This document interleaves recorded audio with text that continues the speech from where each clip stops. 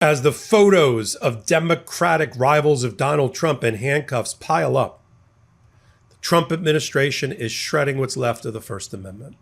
They said they'd be pro-First Amendment when they came into office. They said they wanted to make sure everybody was platformed. They wanted to make sure all voices were heard within the marketplace of ideas. But that's not what we're watching in action. What we're watching is the takedown of American democracy, the takedown of First Amendment rights, and along the way, the takedown of democratic leaders, which are the symbol of the resistance. Alex Padilla, senior senator from the great state of California, had to write an essay for the New York Times today that's not getting as much attention as it should. I want to focus on it here, but then put it in the right context about if it's happened to a U.S. senator who was dragged to the ground, arrested, and put in handcuffs. What do you think it means for the average American who's not a U.S. senator? And that is a chilling framework for our analysis here. I'm Michael Popok. You're on the MeidasTouch Network.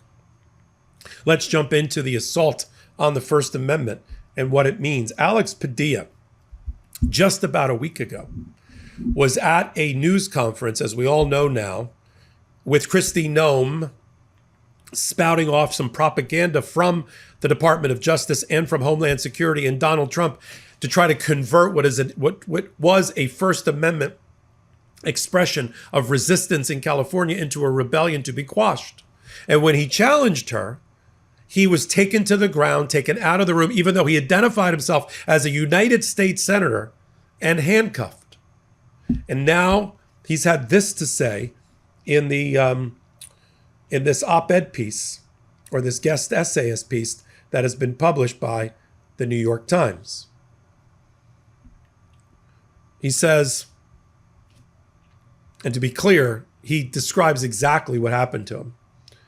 He says, "It was jarring last week when, despite clearly identifying myself as a U.S. Senator, I was forcibly removed from a news conference at which Kristi Noem, the Secretary of Homeland Security, promised to liberate Los Angeles from our democratically elected mayor and governor.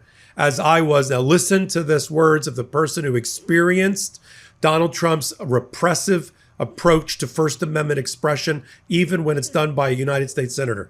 "I was thrown to the ground, handcuffed, and walked down a hall while officers refused to tell me why I was being detained. My mind raced with questions." I imagine similar questions were running through the mind of Brad Lander, the New York City controller and mayoral candidate this week, who also was handcuffed by federal agents for asking them whether they had a warrant to arrest a migrant he had locked arms with. If you watched what happened to me or Mr. Lander these past few days and thought this is about any one politician or altercation, you are missing the point. And listen to these next words. If this administration is willing to handcuff a U.S. senator, imagine what it is willing to do to any American who dares to speak up. And he's not the only politician. We started with Hannah Dugan, a Wisconsin trial judge, perp walked after her crime. She refused to allow her courtroom to be the scene of a potentially illegal arrest of a migrant that she was processing as a criminal defendant in her courtroom with an administrative warrant not even issued by a judge. Perp walked. Yeah, Mayor Baraka in Newark. All he was doing was observing the federal detention center for immigrants that was placed in his community in Newark. He ended up in handcuffs. His indictment later dismissed, but he was perp walked. Same thing for Representative McIver of New Jersey. She was indicted along the way. And now add Brad Lander, and now add Senator Alex Padilla, and the threats against Governor of California, Gavin Newsom, which Donald Trump called for his arrest. Mike Lee, Speaker of the House, said he should be tarred and feathered. This is the First Amendment under attack through a repressive regime that we sometimes call the Trump administration. And I give Alex Padilla a lot of credit as the Democrats in the House open up hearings about what happened to him and call for Kristi Noem to appear before them for oversight to determine why she did nothing to stop it, why she didn't yell out as the person in the best position to stop it. Tell the security forces there that is a United States senator. Let him speak. Now, she later met with him, Alex Padilla, the senator, for 15 minutes after he had been taking his handcuffs off. Donald Trump's response to all of that, he looked like a migrant. Yeah, because he's of Mexican descent.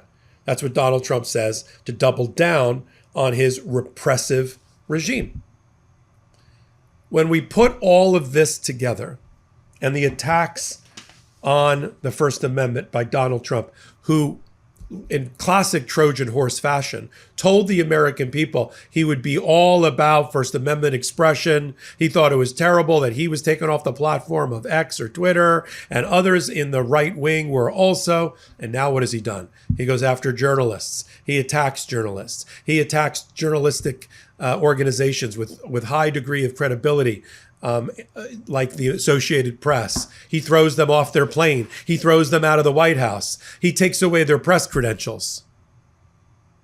It's not just journalists who are under attack and die around the world in repressive regimes that we've never heard of. It's happening right here in America. Tone at the top set by Donald Trump.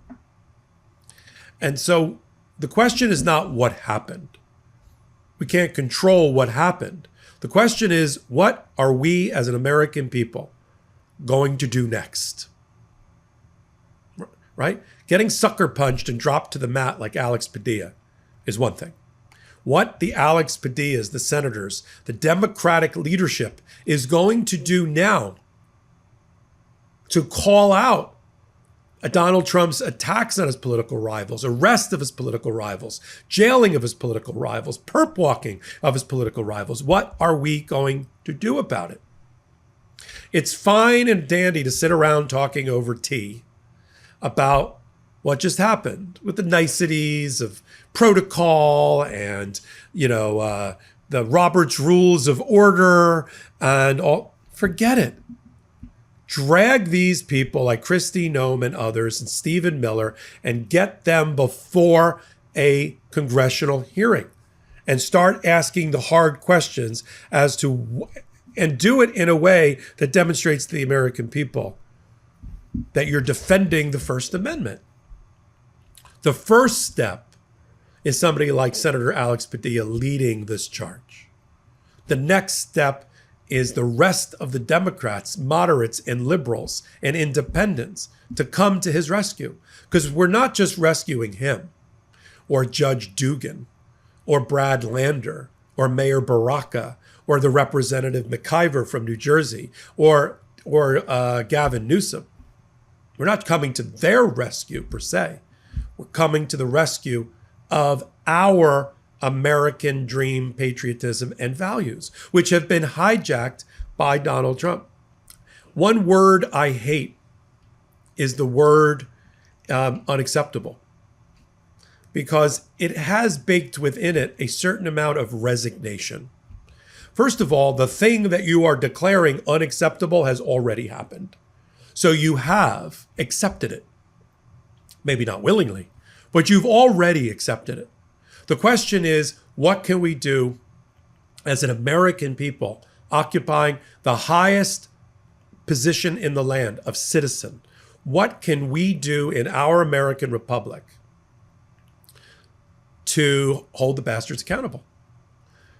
And what to stop it? And then after it happens, what is our next step going to be? Because that next step is so important. And the Democrats have now had 200 days to figure out and get their footing, right? About how to respond in the resistance, how to respond in defiance, in peaceful protest, but also in the halls of Congress. We just saw 7 million people. Those estimates are still being updated and upgraded as we're doing videos. 7 million people took the streets for No King's Day, on the backs of several million people for hands off, on the backs of several million people on the protest for Law Day. Each one getting bigger, each one getting more vociferous in our holding Donald Trump and his tyrant regime responsible. We can't just call him the master of disaster. We have to call out this presidency for what we are watching with our own eyes. And don't allow the media or the power brokers on Wall Street to normalize what is abnormal. Yeah, he's not a great president, as I've heard some people on Wall Street say. He has not made some tremendous accomplishments that we should be proud of that are consistent with our ideals. Quite the opposite. And if you care about this democracy, which I know the Meidas Mighty and the Legal AFers do, then we have to stand together, shoulder to shoulder, and fight. Alex Padilla, unfortunately, is not going to be the last senator, elected official, somebody running for office, thrown to the ground by the jackboot thugs that work for Donald Trump, which, by the way, are also Americans. They should be ashamed of themselves. National Guards people. My father was in the National Guard.